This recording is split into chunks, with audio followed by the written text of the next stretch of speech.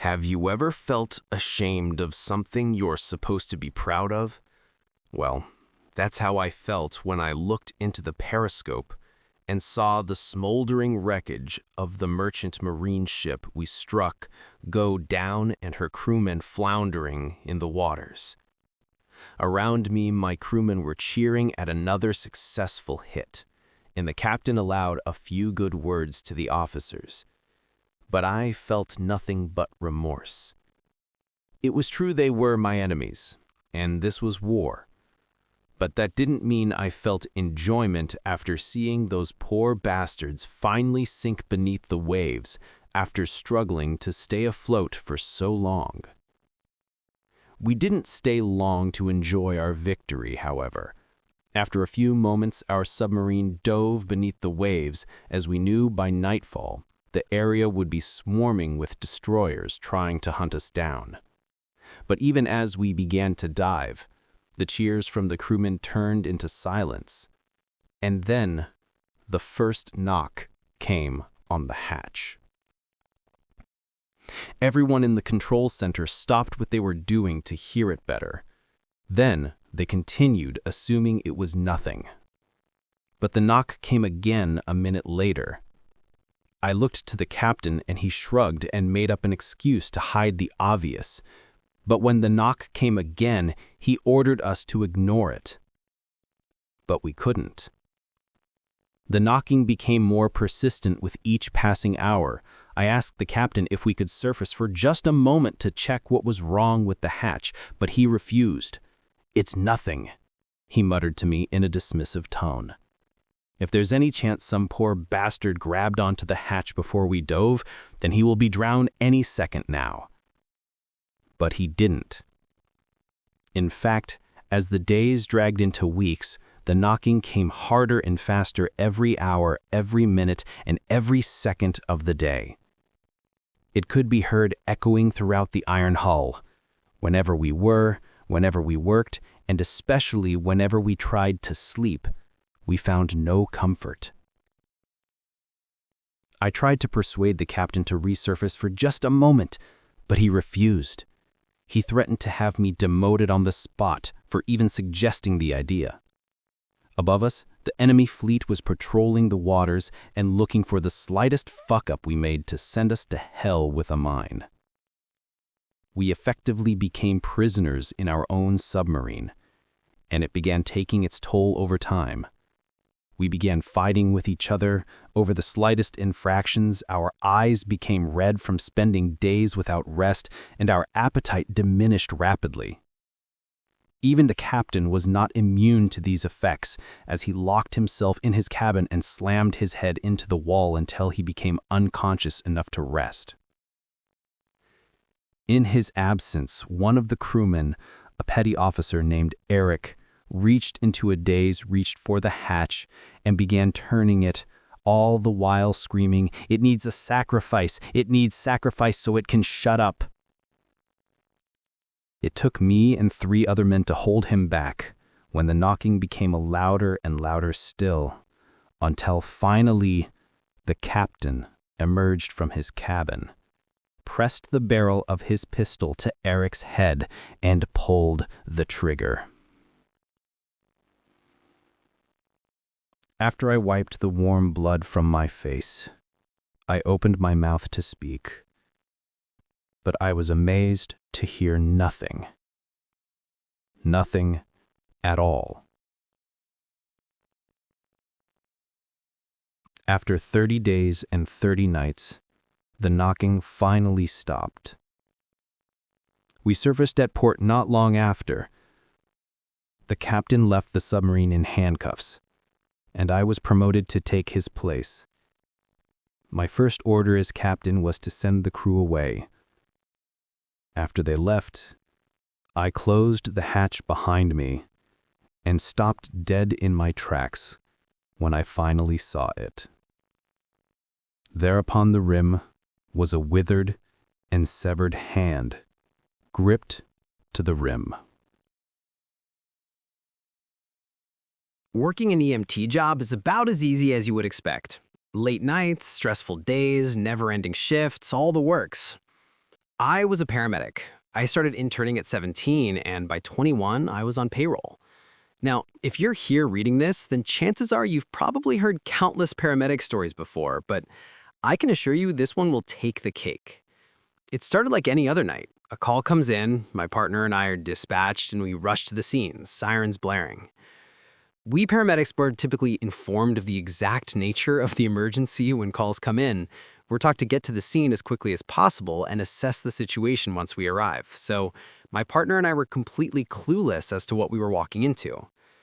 The call led us away from the city's heart and toward its outskirts. We were eventually directed down a dirt road that stretched for about a mile before we reached the homeowner's driveway. It was so narrow and restrictive that we actually had to pull over to the side of the road in front of the driveway and proceed on foot. So that's what we did, medical bags in hand. As we made our way up the driveway, we were presented with trash and clothing thrown wildly about the front lawn and porch, and violent screams came from inside the home. My partner and I looked at each other nervously before he took a deep breath and knocked on the door. It swung open nearly immediately, and a tall, exhausted-looking man in an unbuttoned shirt with a stained white tank top underneath stood before us. He was pale-faced and looked as though he had been crying. In his right hand, he gripped a vinyl so hard that his knuckles glowed white.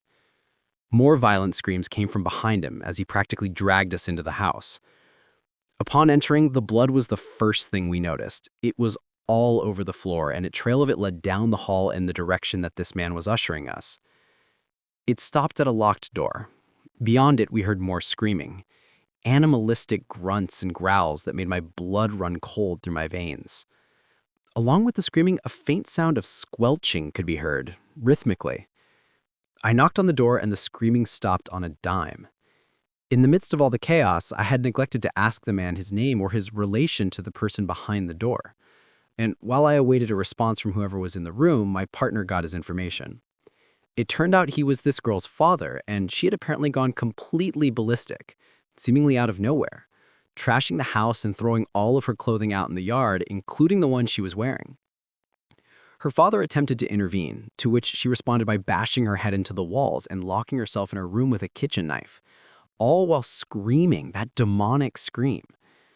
While we were receiving this information and attempting to get inside, a scream came again from the room.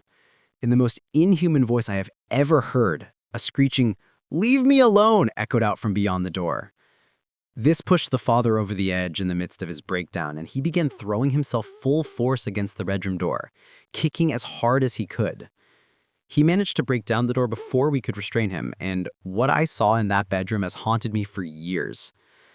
This girl lay on the bed, completely nude and expressionless, and stared through my soul as she plunged the kitchen knife into her torso over and over. Blood soaked the bed and poured out from dozens of wounds on her body, yet she continued screeching and thrashing like an animal. Without thinking, I shoved past her father and restrained the hand she held the knife with. The animalistic screams grew even more deafening as she fought with more life than should have been in her to get me off of her.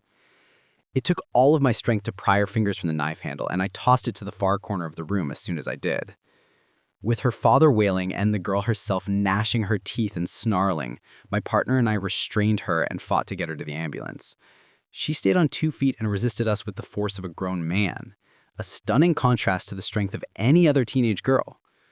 Reaching the back doors of the vehicle, I had to climb up into the patient compartment to retrieve the stretcher, and we strapped her down and started pushing her inside. As we did so, both of her arms shot to the right side of the entrance, and she dug her fingers in so hard that the middle and index fingernails on her left hand snapped off and oozed blood, prompting more screeching. Once we finally got her into the ambulance, her father hopped in the back with me, and we made our way back to the hospital. Looking her over, her wounds were absolutely detrimental. Her insides looked as though they had been turned to mush, and the fact that she was still alive was an absolute miracle. The screeching stopped, though, and her vitals began to fall dramatically. Her previously wired and bloodshot eyes began to flutter and shut, and by the time we reached the hospital, she had flatlined and was announced dead on arrival. The father was an absolute mess, and I don't blame him. Partly because of the sheer scope of everything, but also because I remember her last words. The words she spoke, looking into his father's eyes as the life left hers, "How did we get here?" In the darkest parts of man's subconscious lies the understanding that existence is two-phased. What most don't recognize is the space between being and not. Between the spaces of life exists a world where the veil has been skewed to the point of dissolution. Every time that something goes bump in the night, every movement in the corners of your peripheral vision, this is where the separation has weakened enough to allow passage. My greatest fear was always the inability to breathe. Whether it be drowning, being buried alive, or general claustrophobia, the simple thought would send shivers down my spine. When I made the life choices I did, I never imagined they'd take me to the places I dread when the lights go off. As a chemical engineer, part of my job is understanding and relegating the risks of certain agents. Whether it's a bioweapon or a gas leak, one of the individuals with the same resume as me would be dispatched to handle the situation safely and effectively. That day was supposed to be a simple process and clear operation in a small mining town. The Kennecott mines were a relic of the gold rush that ended in a copper baron bleeding the land of its beauty and resources. The nearby community, following the abandonment of the mines, have now come to realize the benefits of the National Park Service, converting an eyesore into a monument to man's greed. That considered, kids will be kids. When my phone rang with the assignment, all I was told was that we had a weird gas leak in a small Alaskan town. Unfortunately, we don't often have a lot of information because it's not important until we hit the ground. My plane tickets took me to McCarthy, and the local police were extremely hospitable. They helped me get checked into my lodging and gave me the rundown of the area. I attempted to ask some questions about the situation, but all I got was a boilerplate response about ongoing investigations and that I'd have to talk to the incident commander. The next morning, I arrived at the base of the mountain and met with the police blockade. Sergeant Jackson stepped out of the crowd and introduced himself as the on-site commander and my liaison. All he was able to give me was that 2 kids had gone into the mine and were missing. When his officers attempted to respond, they suffered headaches and retreated to establish a cordon per department policy. They were reporting methane poisoning symptoms, but stated that it felt different. We went over the area layout and potential hazards before he approved me to go to work. As I donned my SCBA, I had to quell my panic. No matter how many times I test my airflow, the fear of equipment failure sits at the back of my mind. The panic attack was put on the back burner as I ascended the mountain. Throughout my time as an engineer, I've met many challenges. My first year, I received word of a potential anthrax. When I arrived, the woman that reported it was scared beyond belief. She recalled the fear from the Amerithrax attacks in 2001 and thought that Al-Qaeda had decided to take out small-town Illinois. The powder was nothing more than paper dust from manufacturing, but the fear in her voice may never go away. I was never trained to counsel, but in this woman I saw my mother and my grandmother. Everyone has fear, and unfortunately, sometimes we are forced to face them in the real world. Though I may never know how her psyche fared in the following days, I took solace in the fact that I was able to help her by bringing the threat down to a digestible level. As I approached the mine entrance, my handheld probe screamed to life. The warning that came from this baton on my belt was overshadowed by the beauty of the area. Across the wooden beam that denoted this mine as the property of the company that poisoned the land was a collection of carvings. These markings, even to an untrained eye like mine, depicted the dangers of the Earth's wound and the ramifications of losing the respect for the natural order. Despite everything telling me not to, I recorded the probe's readings and stepped into the abyss. The darkness has long been a point of fear for man. In the days of Neanderthal, the darkness housed predators and unknown dangers. Man developed a sense of safety around fire and sources of light. The ring of warmth from the flame provided a sense of control over one's environment. The suffocating darkness of the mind robbed me of any control I felt that I had. As I progressed among the remnants of the miners and the apparent lost souls that squatted here during their times of discovery, the earth seemed to embrace me as a part of her eternal being. My existence became less and less consequential the further I walked. As the space grew smaller, so did I. I came to a point where I was no longer able to stand. I pulled out my probe and attempted to take a reading, in the hopes that I would not have to proceed. Unfortunately, the source of whatever I was looking for seemed to be beyond this choke point. On my hands and knees, I continued. Every time my head or back scraped against the rock of the cavern, I was reminded of the situation that I found myself in. Never in the lectures I attended or the assignments I've been on had I ever been in such a predicament. At the end of a corridor that seemed to stretch for miles, the room opened back up. I cleaned the dust off my mask and was met with a corridor of lanterns. Not lights, not glow sticks, but lit kerosene lanterns. Fire has not been used in mining for years, simply because of the risk of gas. Where a canary would simply expire in a methane-rich environment, the fire would either extinguish or ignite. Many a soul had been lost to a flash fire or an explosion that ended in a collapse. The presence of these lanterns stopped me in my tracks. The mine had filled the gaps left by man's indiscretion. Against my better judgment, I removed my mask and took a cautionary breath. When my throat didn't close from gas exposure, I let myself relax. At the end of the expanse, the lantern seemed to die off as the abyss reclaimed the light. I continued down the passage, and the walls seemed to close in with the light. Before I knew it, I was surrounded by rock on all sides.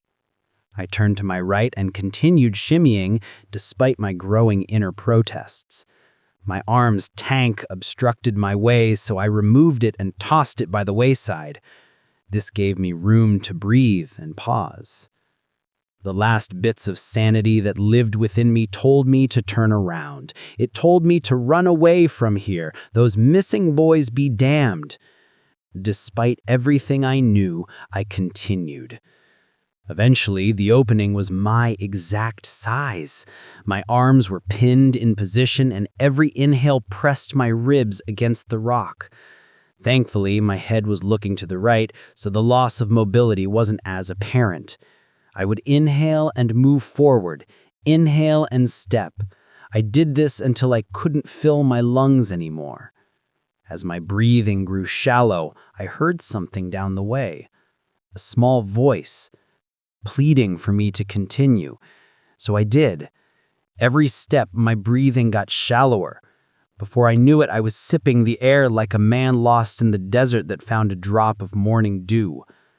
I took the deepest drink that I could and took one final step. The wall squeezed out the last bits of air that I possessed, and I froze.